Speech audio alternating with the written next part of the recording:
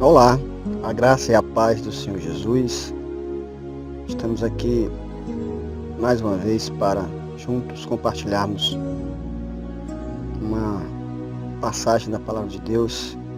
Na verdade, hoje queremos dar sequência a uma reflexão que nós fizemos anteriormente, onde o tema era experiências com Deus, aprendendo com o profeta Isaías. E hoje nós vamos para a segunda parte dessa mensagem, dessa reflexão. E se você está com sua Bíblia, abra sua Bíblia aí em Isaías capítulo 6, versículo 1 a 8. Diz assim a palavra do Senhor: No ano em que morreu o rei Uzias, eu vi o Senhor assentado sobre um alto e sublime trono, e o seu séquito enchia o templo. Os serafins estavam acima dele. Cada um tinha 6 asas. Com 2 cobriam seus rostos, com 2 cobriam seus pés, e com 2 voavam. E clamavam uns para os outros, dizendo: Santo, Santo, Santo é o Senhor dos exércitos. Toda a terra está cheia da sua glória. E os umbrais das portas se moveram com a voz do que clamava, e a casa se encheu de fumaça.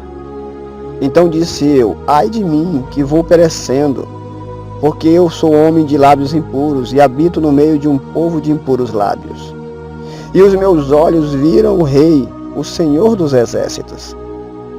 Mas um dos serafins voou para mim, trazendo na sua mão uma brasa viva, que tirara do altar com uma tenaz. E com ela tocou a minha boca e disse: Eis que isto tocou os teus lábios, e a tua iniquidade foi tirada, e purificado o teu pecado. Depois disto, ouvi a voz do Senhor que dizia: A quem enviarei? E quem há de ir por nós? Então disse eu: Eis-me aqui, envia-me a mim. Só relembrando, nós na primeira parte falamos sobre experiências com Deus são marcantes. Nós abordamos esse ponto e nós enfatizamos que elas são marcantes porque nos lembramos dela, elas nos deixam marcados, tem data. E dissemos também que elas são profundas, porque elas são pessoais, né? Elas são individuais, e isso marca profundamente cada um quando tem esse tipo de experiência. Hoje, nessa segunda parte, queremos falar sobre experiências com Deus gera uma nova percepção da pessoa do próprio Deus. Nós passamos a ter uma nova percepção de Deus quando temos experiências com Ele, pois Ele é um ser divino. E o grande problema hoje no meio cristão é essa falta de percepção ou a não percepção correta de quem é Deus. De quem é o Deus bíblico, de quem é o Deus da Bíblia, o Deus de Abraão, o Deus de Isaac e o Deus de Jacó. A cristandade hoje corre um sério risco de estar caindo no pecado de idolatria, porque muitos têm criado deuses segundo o que a pessoa própria acha, segundo o que ela tem na mente, o conceito que ela forma, tirando partes dos textos bíblicos e não ele completo, e cria um conceito de um Deus que não é um Deus bíblico.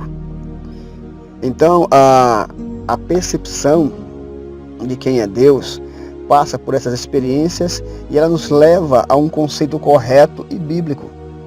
Pois é na Bíblia que o Senhor se revela a nós. É na Bíblia que nós passamos a conhecer quem é o próprio Deus. Aprendemos aqui com Isaías, no versículo 1, ele diz assim: Vi o Senhor assentado sobre um alto e sublime trono. Trono aponta para realeza. Trono aponta para governância. Então eu aprendo aqui em primeiro lugar que Deus, Ele é rei. Ele governa, Ele é soberano, Ele tem poder. O trono elevado enfatiza essa excelsa magnitude de Deus. Rei soberano sobre toda a terra e sobre todos.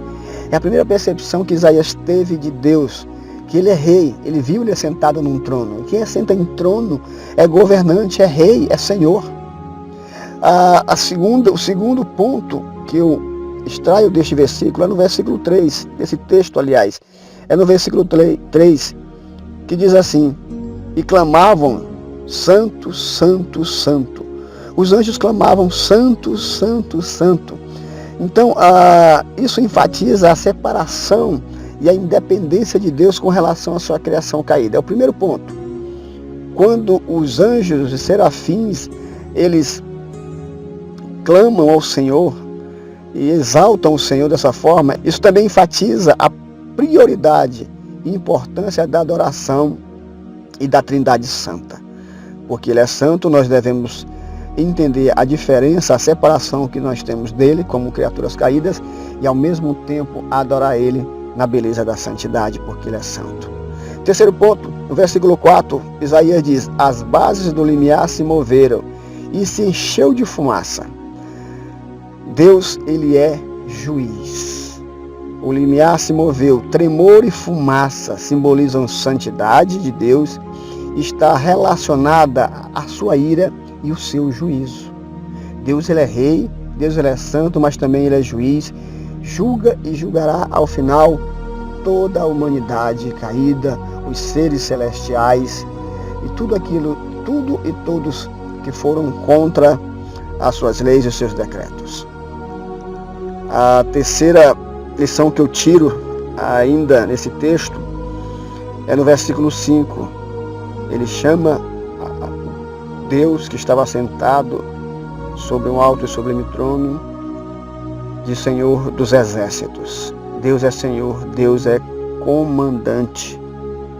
Ele comanda e Ele exerce a soberania e a autoridade sobre o seu povo.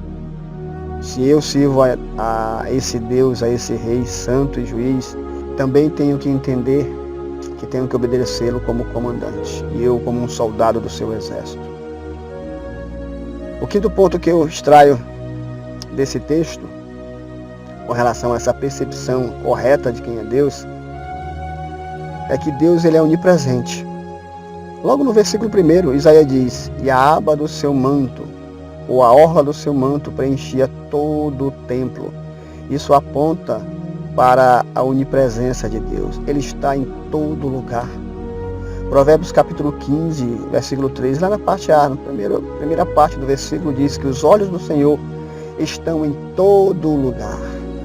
Ele é onipresente. Não há um lugar no universo, na terra, em que Ele não esteja presente. E por último, ainda no versículo 1, Isaías diz que Ele preenchia todo o templo. Aqui há um significado e uma enfatização de que Deus, Ele é dono do templo. Ele habita, Ele reina e Ele é Senhor do templo. Paulo, em 1 Coríntios, ele vai enfatizar isso. Ele vai dizer que hoje o nosso corpo é templo do Espírito Santo. O que nos leva a entender que o Senhor, Ele habita em nós e Ele domina e Ele deve dominar e preencher todo o nosso ser, porque Ele é dono de todo o templo. Então, essa visão de Isaías aponta para isso. E essa é a percepção correta que nós temos que ter de Deus. Deus, Ele é rei.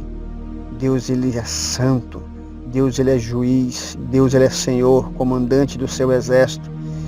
Deus, Ele é onipresente, está em todo lugar. E Deus é dono do templo. Aliás, Ele é dono de tudo o que existe. Ok? Que Deus abençoe, que essa palavra nos leve a ter uma percepção nova e uma percepção correta de quem é o Deus que nós servimos. Que Deus abençoe e até uma próxima oportunidade.